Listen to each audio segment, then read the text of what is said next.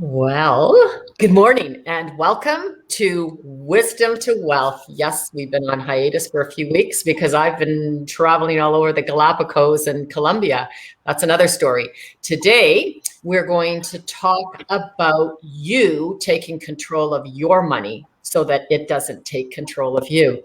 I'm Whitney Hammond, the owner of Sovereign Wealth Management, and with me today is Theresa Pellizzari, Financial Security Advisor with Sovereign Wealth Management. Welcome back, Theresa. Great to see you. Great to be here, Whitney. Awesome. So many of us do not have our financial house in order. And just when we think we do, something changes. These wallet to wealth discussions will provide you with a roadmap to help find the gems and avoid the pitfalls.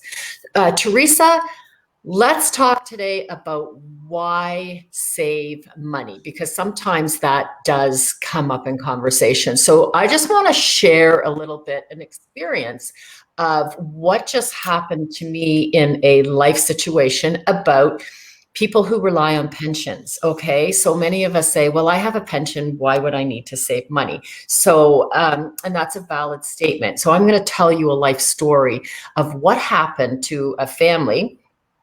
Both of them had pensions and they had good pensions, and they live up on Georgian Bay about a mile away from my cottage. And they have a beautiful 90-foot home on 100 feet on the lake, all windows, both amazing house.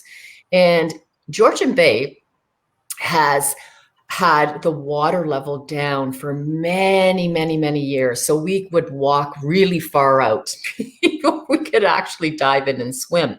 But that changed in the last 2 years. And we had this unbelievable surge of water, and it came up and it smashed the lakefront properties, not the homes, but all the beaches and the walls that had been set up for these homes. So this has not happened in, I don't know, something like 100 years. It's unbelievable what happened. So the damage was incredible, and everybody had to come up with a heck of a lot of money to fix their waterfront properties. So right now, who wants to buy a cottage? The real estate prices are exorbitant. All real estate is exorbitant right now. And I spontaneously was able to buy a $1.4 million lakefront property just like that. And what was interesting is that the people that owned it, who are wonderful people, were both pension income earners, great pensions, age 72. And at that stage of their life, they didn't want to start spending $150,000 on fixing, property and a wall. I don't blame them. But here's what happens.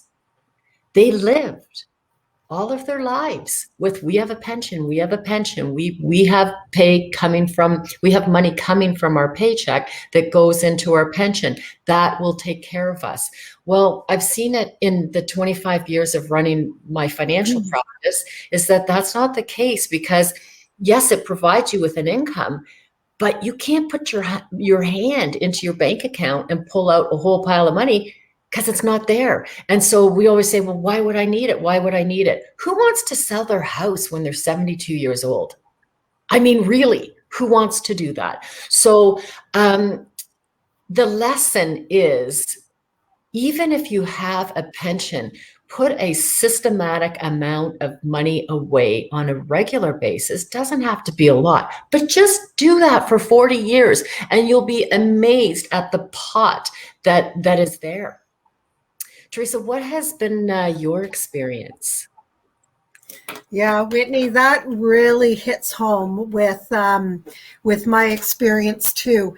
And the clients that I've been working with aren't 72, but they certainly could have lived that same situation that you're talking about, where they chose that financial security in the payment, but they did not, they gave up their choices to decide how they want to spend their money. And so I think it's such an exciting time for clients that have those pensions. And like you say, most do not save because they're relying on that pension.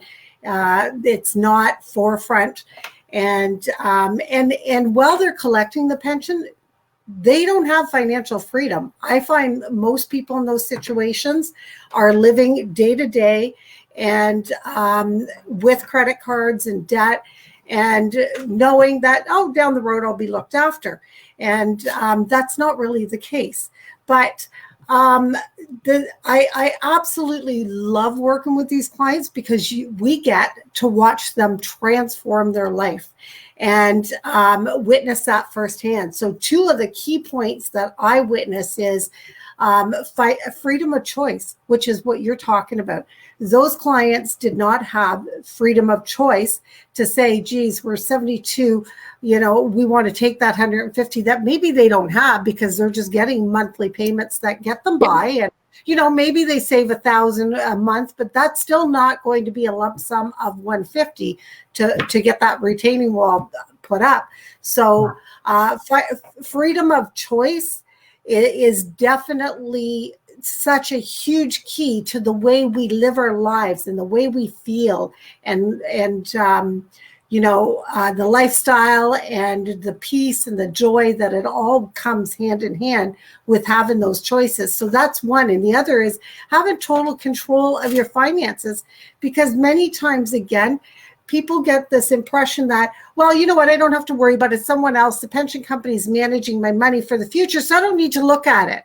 And honestly, I see it often. I see it more times than not, is that those people are living beyond their needs, not paying attention, have security that the next pay will come in, but they don't ever build wealth until they make that decision to possibly take their pension.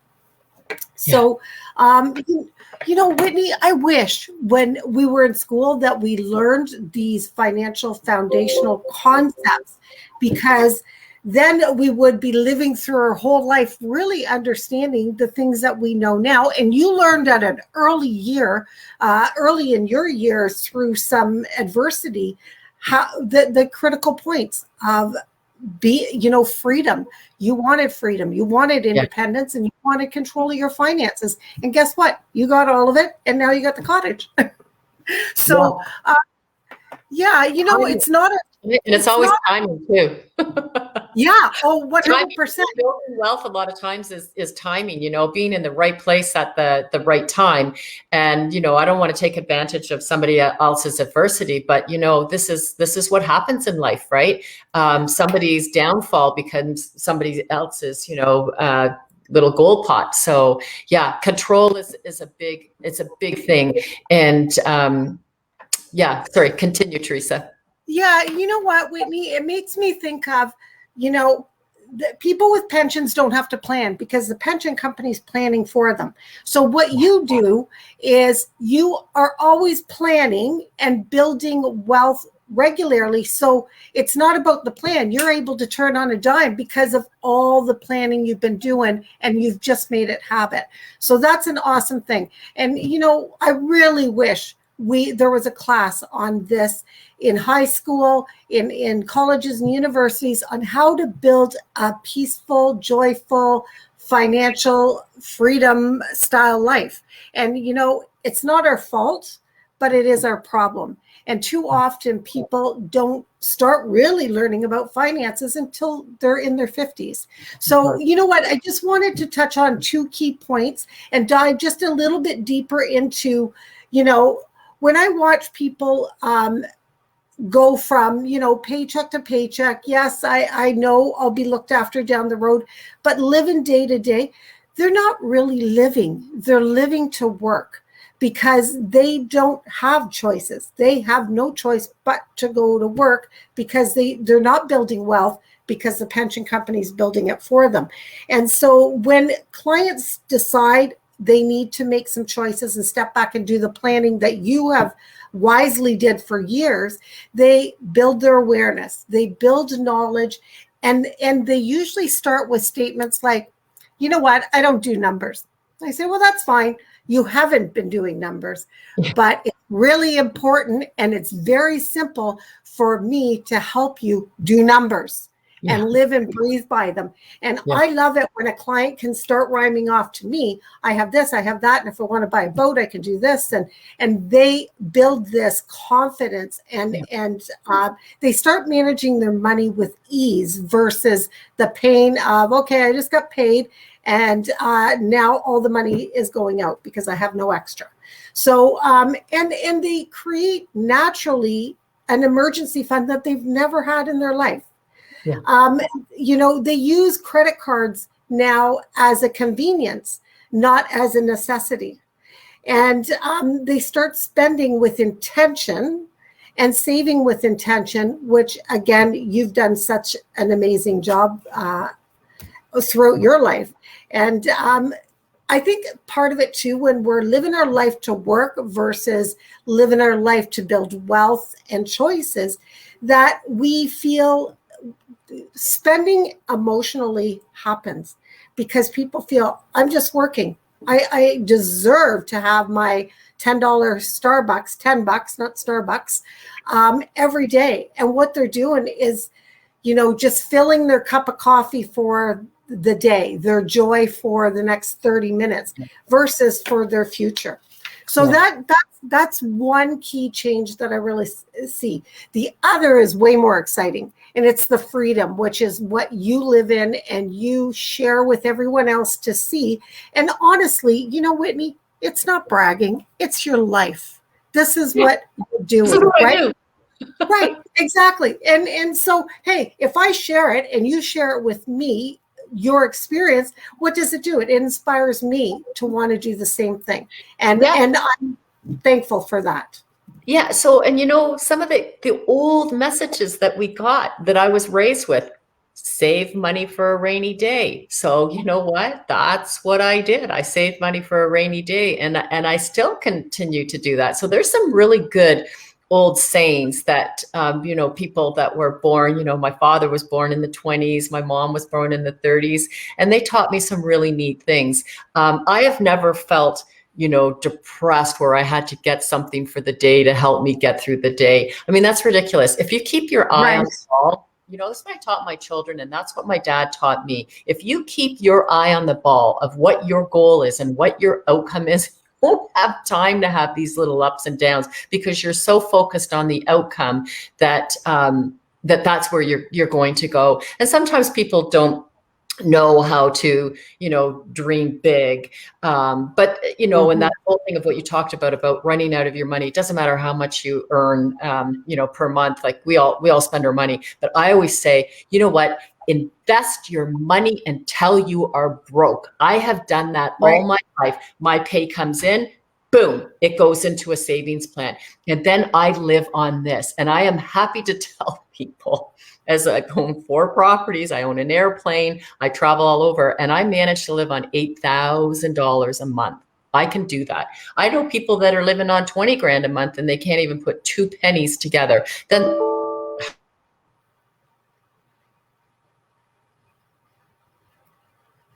Did we lose you, Whitney? We'll give her a minute here. Anyways, I will just carry on a couple thoughts in case I have to wrap this up. And again, the most exciting part of this, yes, we talked about the control of finances, but the freedom of choice. And I always encourage clients when they're deciding on their retirement, deciding on their pension, is start with, what do you want your lifestyle to look like day to day, month to month? Freedom from debt.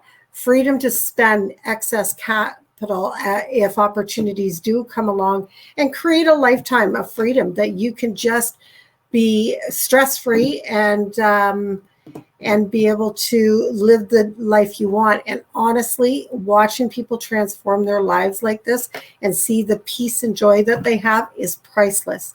If anyone's ever interested, I have some testimonials, client testimonials that will absolutely tell the story. So I'm assuming that we have lost our hostess, or our host, I should say. So we'll wrap this up and we'll see you in a couple weeks. Thanks, everyone.